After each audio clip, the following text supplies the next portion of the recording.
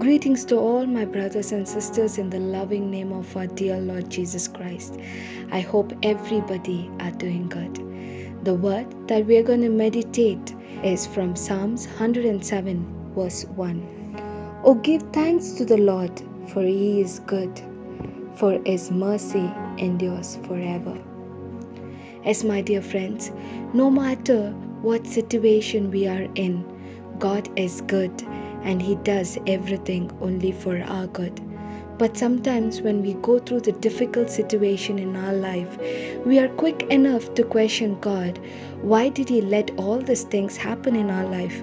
And why did he make us go through all of it? Why God? Why is one of the most common questions we ask without knowing. He works all things for our own good. And throughout the Bible, from Genesis to Revelation, we see God's goodness manifested towards his people. And today, let's see one such good example from the book of Jonah. We all know the story from life of Jonah, that when God asked him to warn the people in Nineveh, Jonah ran towards the opposite direction, disobeying God, and he tried to flee from the presence of God. And when he was traveling the opposite direction, there was a storm hit the sea, and in order to save the other lives in the boat, Jonah had to be thrown into the sea, and a great fish swallowed him, as we see in book of Jonah, chapter 1, verse 17.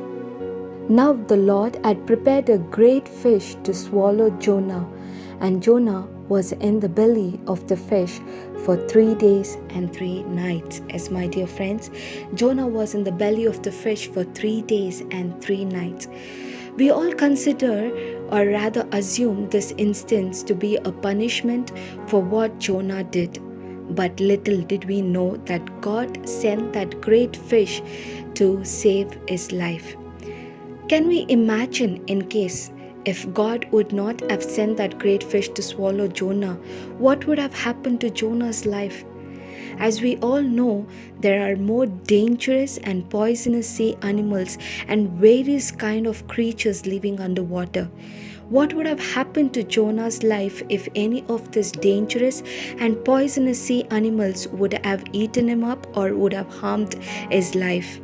Also, scientifically we know any human body under deep water would eventually stop working because of the cold temperature that is present there. And also there is no air or oxygen inside the water. You cannot breathe at the bottom of the sea. If you can't breathe, scientists says that your body won't stay alive for more than 30 minutes. Considering all these dangerous things coming Jonah way, God was so good to send that great fish in order to save his life.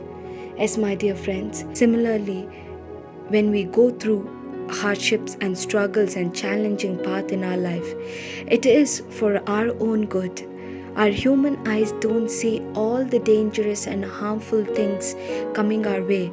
It doesn't see all our enemies.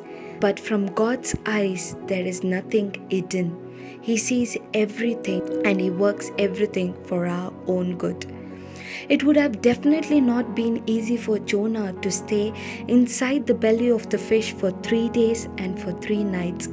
But he was protected from all other dangerous things coming to kill his life. And more importantly, he was able to breathe from inside the belly of the fish, which kept him alive until the fish reached the seashore and pushed him out.